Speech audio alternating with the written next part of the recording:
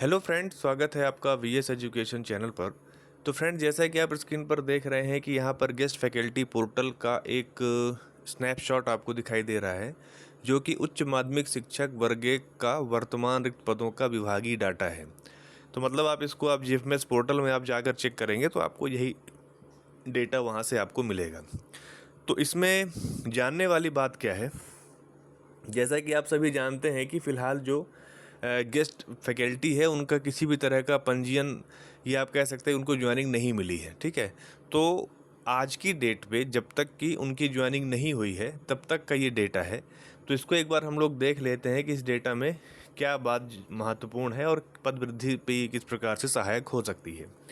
तो पहली चीज़ ये है फ्रेंड्स कि यहाँ पर total number of high school या हायर सेकेंडरी स्कूल अगर हम बात करें तो वो कितनी है, 3690 स्कूल, मतलब पूरे एमपी की बात हो रही है। ठीक है, और टोटल सैंक्शन पोस्ट, मतलब कितनी पोस्ट यहाँ पे सैंक्शन की गई हैं वो कितना है, 36,853 पोस्ट है।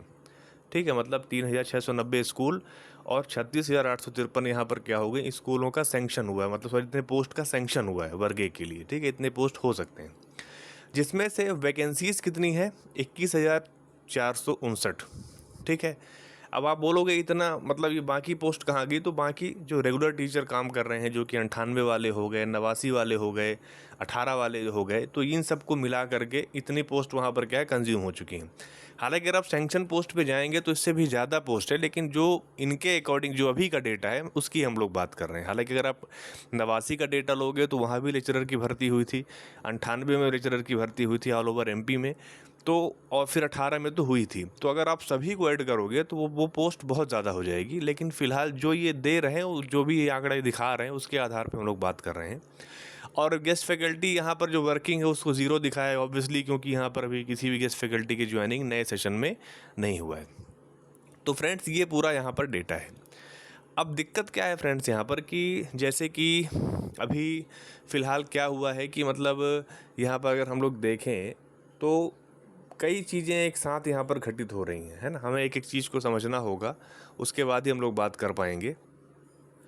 अब जैसे एक चीज़ यहाँ पर ये भी समझने वाली है कि जो अभी आपको पता है कि जो 2018 वाले ईडब्ल्यूएस के कैंडिडेट्स हैं, उनके द्वारा जो वहाँ पर एक केस चल रहा है जिसमें कि वो 848 पोस्ट को भरने की बात कर रहे हैं, जिसपे कि एमपी गवर्नमेंट ने रिट अपील की हुई है, मतलब डबल बेंच में, डिवीज़न बेंच में। तो वो केस भी आज लिस्टेड था, 30 जुलाई को उस पर सुनवाई होनी थी, लेकिन उसमें क्या सुनवाई हुई है उसके बारे में भी अपडेट मेरे पास नहीं है। जैसे मिलेगा मैं आपको बता दूंगा। बट फिलहाल के लिए ये है कि वो डेट को 12 अगस्त के लिए पोस्टपोन कर दिया गया, मतलब उसमें अगली हियरिंग जो है वो 12 अगस्त को यहाँ पर होगी, आप देख सकते हैं। तो फ्रेंड्स, एक तो ये यहाँ पर पैमाना हो गया कि ये पॉइंट हो गया कि 18 वाले जो कैंडिडेट्स हैं ईडब्ल्यूएस के, वो भी अपने पदों की मांग कर रहे हैं।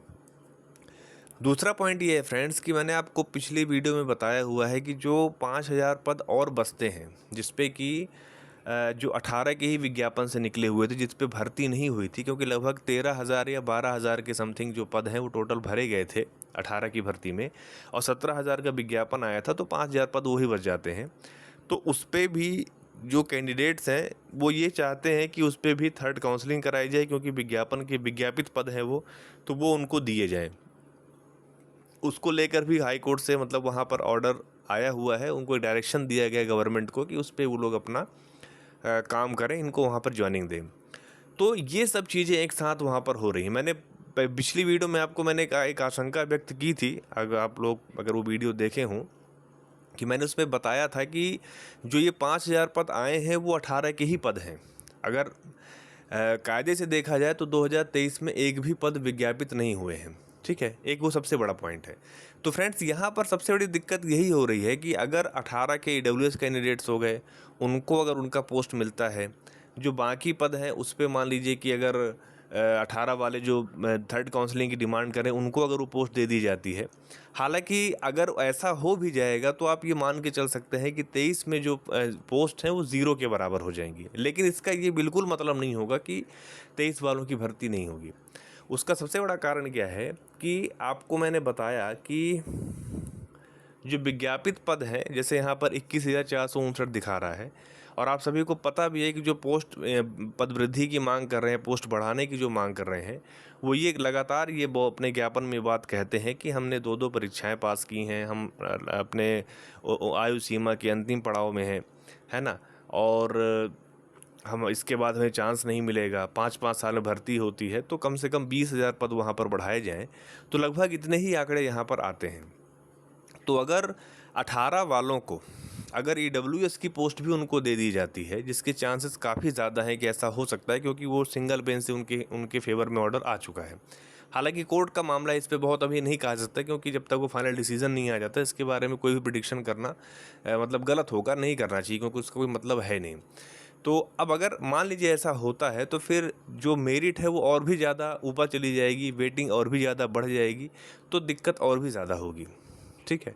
और देर सवेर आपको पता है कि ट्राइबल विभाग को भी अपनी काउंसलिंग करानी है, उसमें भी उसको भी मतलब आज नहीं तो कल वो काउंसलिंग होनी ही होनी है। तो जब वहाँ पर काउंसलिंग होगी और वहाँ पर जब पद आएंगे, तो फिर उसके बाद थोड़ी बहुत वेटिंग और क्लियर हो जाएगी, लेकिन फिर भी ट्राइबल में भी बहुत से विषय ऐसे इसमें कि पद ही नहीं आए हुए, जैसे इंग्लिश वगैरह में कोई पद नहीं आए हुए हैं, तो वो भी एक मैटर है। तो ये सब चीज़ें इस तरफ इशारा करता है कि हो ना हो पद वृद्धि होने का कुछ ना कुछ बेस यहाँ पर बन रहा है। अगर हम इसको पिछली भर्ती से इसकी तुलना करें, तो पिछली भर्ती में ये होता था कि पद ऑलरेडी रहते थे। जैसे अगर हम वर्ग 3 2022 की बात करें, तो 11,000 पद ट्राइबल विभाग के, जिसमें से लगभग 9,000 बैकलॉग के थे और 2,000 फ्रेश वैकेंसी के थे, और 7,500 पद डीपीआई की पहली काउंसलिंग में बात कर रहा हूँ, तो लगभग 18,000 पद वहाँ पर आए थे। उसके बाद बच्चों ने जब अभ्यर्थियों ने जब फिर से मांग की, तो फिर डीपीआई ने 7,500 पद और बोल दिए कि हम उसमें बढ़ाएंगे, और बाद में उन्होंने सेकंड काउंसलिंग कराई। उसी तरह से अगर हम वर्ग 2 की बात करते हैं 2018 वाले का, तो उसमें 11,000 पद 11,500 पद आए थे, 5,000 डीपीआई के, 5,000 ट्राइबल के। बाद में अब फिर से अभ्यर्थियों ने मांग की, तो फिर 5,000 पद बाद में बढ़ाए गए। तो ये सब भर्तियाँ, और वर्ग 1 2018 को तो आपको पता ही है कि 17,000 का विज्ञापन ही था, पहली काउंसलिंग में 8,000 पद भरे गए थे, फिर बाद में और बढ़ा के 12,000 पद और भरे गए। तो कहने का मतलब ये है फ्रेंड्स कि इन सभी भर्तियों में तो पद थे, पर्याप्त मात्रा में तो मैं नहीं कहूँगा कि पर्याप्त थे, लेकिन पद थे, कम से कम 10,000 का आंकड़ा पार हो रहा था, हर चाहे आप वर्ग 1 2 3 किसी की भी बात कर लें। तो वहाँ पर भी अभ्यर्थियों के प्रयास की वजह से पद बाद में और ऐड किए गए। अगर हम वर्ग 1 2023 से इसकी तुलना करते हैं, तो यहाँ पर अगर ईडब्ल्यूएस वालों को पोस्ट दे दी जाती है, मान लीजिए, फिर अगर वो जो बची हुई पोस्ट 18 की थी जो 23 में आई थी, अगर वो वापस थर्ड काउंसलिंग कराई जाती है, या फिर उन अभ्यर्थियों की वेटिंग क्लियर की जाती है जो 18 में पात्र थे, तो फिर 23 में तो पद ही नहीं है। तो यहाँ पर तो पद वृद्धि का प्रश्न मतलब किसी भी रूप में नकारा नहीं जा सकता, क्योंकि जब 18 की भर्तियों में पद होने के बाद भी वहाँ पर सीट बढ़ाई गई थी, तो फिर 23 में तो अगर नल एंड वॉइड होता है या फिर पद और कम हो जाएंगे, तो ऑब्वियसली वहाँ पे पद बढ़ाए जाएंगे। लेकिन यहाँ पर ये सब चीज़ें तभी पॉसिबल होंगी जब एक आप सिस्टमेटिक तरीके से, जिस तरह से ज्ञापन वगैरह की जो प्रक्रियाएं हैं वो सब हो रही हैं, और बड़े बड़े नेताओं से मुलाकात, जैसे कि उप मुख्यमंत्री जी से मुलाकात हुई, शिक्षा मंत्री जी से मुलाकात हुई, आगे चल के दिल्ली भी आंदोलन होने वाला है। तो ये सब चीज़ें जब चलती रहेंगी, तो देर सवेर ये चीज़ें होंगी। क्योंकि अब यहाँ पर क्या है कि 23 की जो मेरिट के अभ्यर्थी हैं उनका भी मामला फंस गया है फ़िलहाल। हालांकि चाहिए कि वो चीज़ें जल्दी क्लियर हों, क्योंकि किसी का समय बर्बाद करना, मतलब इस तरह से भर्ती को फंसाना, ये ठीक बात नहीं होती है। उसी तरह से अगर आप देखें तो 87-13 की वजह से 13% सीट भी फंसी हुई है। तो कई इसमें दांव पेच हैं, सभी चीज़ों को सॉर्ट आउट करना मतलब ये ज़रूरी है। मतलब आप ये देख रहे हैं कि जो भी भर्तियां होती हैं वो कहीं ना कहीं से इधर उधर से वो माननीय कोर्ट के अंडर में आ ही जाती हैं, क्योंकि कहीं ना कहीं पे अगर जस्टिस नहीं हो रहा है तो फिर वो चीज़ें कोर्ट में जाएंगी ही जाएंगी, वो तो सीधी सी बात है। तो ईडब्ल्यूएस का मामला भी कोर्ट में चला गया है। 87-13 वाला ऑलरेडी एमपीपीएससी 19 से लेकर के अभी तक की जितनी भी भर्तियां हुई हैं, सबके सब मामले माननीय कोर्ट में चल रहे हैं इस टाइम पे। तो उससे सफ़र कौन कर रहा है? उससे सफ़र सिर्फ और सिर्फ अभ्यर्थी कर रहे हैं, जो दिन रात मेहनत करते हैं, पढ़ाई करते हैं, और सच्ची लगन के साथ जब वो नंबर लाते हैं, तो उसके बाद उनके साथ ये होता है कि उनको फिर कोर्ट के भी दरवाजे खटखटाने पड़ते हैं। वर्ग 3 में भी बीएड डीएड वाले मैटर में बहुत लंबा केस चला, राजस्थान से उसकी शुरुआत हुई थी, और ले दे कि वो पूरे भारत देश में वो मामला फैल गया। एमपी भी उससे अछूता नहीं रहा। तो ये आप देख रहे हैं कि किस तरह से चीज़ें वहाँ पर फंस जाती हैं। हालांकि इसमें कोई कोई ये चीज़ें इरादतन नहीं की जाती हैं, बस कुछ पॉलिसीज़ गलत बन जाती हैं, कुछ तरीके से, कुछ मतलब उसमें ध्यान न देने की वजह से, लापरवाहियों की वजह से ऐसी चीज़ें हो जाती हैं। इसके पीछे कोई इरादा नहीं होता कि ऐसा किया ही जाए, लेकिन वो चीज़ें हो जाती हैं। तो अब इससे देखने वाली बात ये है फ्रेंड्स कि अगर जैसे जैसे समय बीतेगा, भर्तियां फंसेंगी, तो निश्चित रूप से यहाँ पर अभ्यर्थियों का जो दबाव है वो भी सरकार पे बढ़ता जाएगा।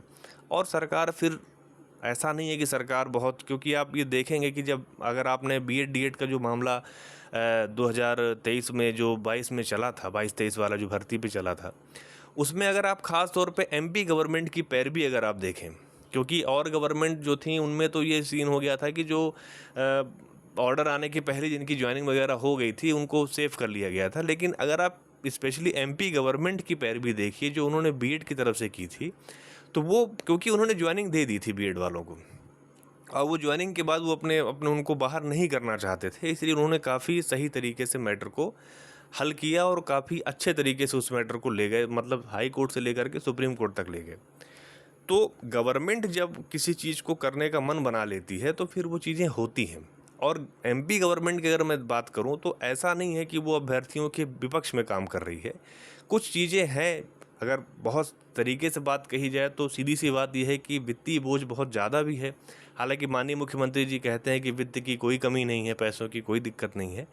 तो हो सकता है कुछ दांव पेच हो। ट्रैवल में भी सुनने में आ रहा है कि पद वृद्धि को लेकर के फाइल फंसी हुई है, तो अब देखिए उसमें क्या चीज़ें होती हैं। लेकिन ये है कि अब ये है कि अभ्यर्थी चाहते हैं कि तुरंत उनको डिसीजन मिल जाए, तुरंत उनको वो चीज़ें मिल जाएं, तो वो चीज़ें नहीं मिल पाने की वजह से थोड़ा सा निराशा है। लेकिन ये ज़रूर है कि प्रयास आप जारी रखेंगे तो देर सवेर कभी ना कभी वो चीज़ें होंगी, क्योंकि 3,500 से 4,000 पद वर्ग एक जैसी इतनी बड़ी परीक्षा में देना किसी भी तरह से उसे आप न्यायसंगत नहीं कह सकते।